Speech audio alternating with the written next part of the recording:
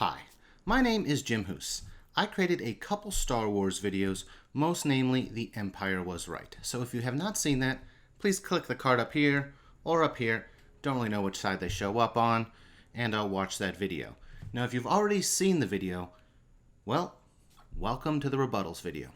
First and foremost, before I get started, I want to be clear, as I made it clear in the description of the original The Empire Was Right video. The purpose of the video was to basically show propaganda and how facts can be misleading and be twisted to really show any point of view. So of course, the Empire is the actual tangible villains of the Star Wars universe. And at the same time, like all fans of great content, get a little overboard. And so, along with showing propaganda, the video was meant to show that George Lucas, as well as other directors since him in the new Disney films, kind of played fast and loose with some basic common facts, and there were just some errors. The video was done in fun, so please everyone stop calling me some sort of Nazi supporter or things of that nature. The video was a joke. There's a hashtag comedy, hashtag satire on the video, but nonetheless, this is the internet where idiots prevail over intelligence 9 times out of 10. But back to the point. The Empire was right. Now, the first of these rebuttals is involving the Wookiees. In the video, I talked about how they're animals. Well, guess what? Based on everything we see in the Star Wars universe, the Wookiees are animals. They are not really sentient beings in the same way we'd look at humans or other spacefaring creatures in the franchise. All evidence points to the fact that they were a pre-electricity society, that they did not have any form of spacefaring technology. Certainly they were sentient in the way that we could look at chimpanzees and bonobos and orangutans as sentient here on Earth, but when it's all said and done, they are animals. Now, I'm not saying it's right to enslave them or things of that nature, but when it's all said and done, the Wookiees are not what I would call, say, a person. There really is no real evidence to suggest that. They really cannot communicate, and if you're looking at an evolutionary perspective, communication is essential. So of course they do grunt back and forth with each other, but it is quite limited. So to say that they are civilized or advanced in any way is just a stretch. So of course, sucks that they got enslaved, but next time you eat a cheeseburger, remember, you support the exact same type of slavery that deprives animals of their lives. Next thing I'd like to rebut is the Empire's use of slavery. In all the Star Wars films, there really is not much of slavery shown on either side. The few times we do see slavery, it one goes back to the Wookiees, who I feel very confident in saying are animals, which is no different than using an animal on a farm.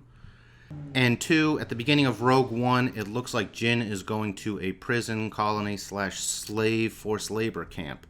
So even though the Empire may use slaves, all we really do see them use in terms of slavery is prisoners. So it is a bit of a stretch to say the Empire is bad because of slavery, when in fact it is a form of corporal punishment used against criminals. Number 3 thing I'd like to rebut is the death of Owen and Beru Lars. In the video, I showed how Luke goes to see Owen and Beru have been killed, lit on fire, they're burnt corpses. He comes back and Obi-Wan is already aware that they are dead. In the video, I showed how it is odd that Obi-Wan would know they're dead before Luke even says anything, implying that Obi-Wan did, in fact, have something to do with their death.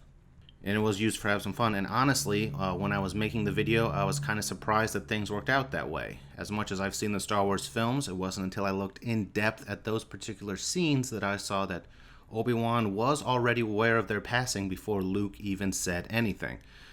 So while that was a coincidence on my part, it does show that maybe Obi-Wan was aware of something going on with Luke's aunt and uncle. Furthermore, a lot of people have brought up that Boba Fett was the one that killed Luke's aunt and uncle. Two main issues of contention here. One, The video clearly states that only the evidence from the films will be used, so there is no evidence whatsoever that Boba Fett did kill them. And 2, when Vader tells Boba Fett that there will be no disintegrations when capturing Han Solo, a lot of people said that implies that Vader knew that Boba Fett disintegrated Owen and Beru Lars. Well, anyone that knows what disintegration means knows that being lit on fire is not the same as disintegration. So I'm going to say that that piece of evidence is not necessarily accurate either. While it was purely coincidental, I do stand by my theory that Obi-Wan did know something about Owen and Beru Lars dying before Luke told him anything. Here's something that has come up more than anything else. Millions of people being on Alderaan. When it's all said and done about Alderaan, we really don't know much about it. Granted, we are talking about the films exclusively. So everything in Legends, the extended universe, books, comics, video games, does not count for this argument. So, the only thing we really know about Alderaan regarding the Star Wars live-action films that were theatrically released is that 1, Obi-Wan said millions of souls screamed out. So, of course, yes, that could be extended, and I did have a little fun talking about how he didn't say couple million, few million, half a dozen million, tens of millions. So, of course, while I certainly had fun with the semantics of the wording, there really is no evidence in the films whatsoever that there were billions of people on Alderaan. And in fact, the one time we do see Alderaan in Revenge of the Sith, all we see is one castle-like structure with no form of civilization around it. So, could there be billions? Possibly. Is there billions in canon? Of course there are. But in the exact films themselves, there is no evidence whatsoever that there is even a billion people. So once again, people, when somebody says in the films only, they're only talking about in the films. And let me go back to, this video was to show how propaganda works. Simmer down, everybody. Simmer down. And the next thing I'd like to rebut is the actual blowing up of Alderaan. While certainly the Empire had something to do with blowing up Alderaan, as it was the Empire's Death Star that blew up the planet, it was an order directly made by Tarkin and Tarkin alone. There's no evidence whatsoever that any form of leadership, whether it be Vader, the Emperor, or anyone else, had anything to do with the blowing up of Alderaan. So if we're going to say that Alderaan was blown up by the Empire, we can just as easily say it was done by a rogue officer in Grand Moff Tarkin. Also, I'd like to point out, if Alderaan was such a massive planet, there was nothing in the films whatsoever talking about how horrible it was. Leia got over it very, very quickly, implying maybe it's not a lot of people. The one time it is brought up to her in The New Hope, which was brought up in my video, she kind of brushes off the person that tells her their sympathies. The next thing I'd like to bring up in the rebuttals is the lightsaber and laser colors of the Empire. In the video, I bring up how the Empire shoots green lasers from their ships, meaning go in peace, and then Sith members, such as Vader and Darth Maul, have red lightsabers, meaning stop, stop, I don't want to kill you. Now, let's be clear. These are different pieces of technology. A lightsaber is not the same as a laser from a spaceship. So of course they can have different rules and different meanings behind them. So now certainly on Earth, traffic lights, green always means go, and we have red lights and red stop signs that both mean stop. Wonderful. But guess what? I have a furnace that has a red light on it, and when the red light's on, it means it's working and going. So different tech can have different colors with different meanings. If we are going to go by anything regarding the mythology of the Kyber crystals, it seems that lightsabers possibly were invented before lasers. So they are going to have a different coloring system. I don't know. That's something I'm literally making up right now as I'm making this little rebuttals video. But when it's all said and done, different tech can have different colors, and it all has different rules. And the last thing I'm going to bring up is the Sith being evil. Now, a lot of people have said the Empire probably is a decent and well organization had it not been for the leadership being Sith. Once again, regarding the films, what exactly makes the Sith so evil?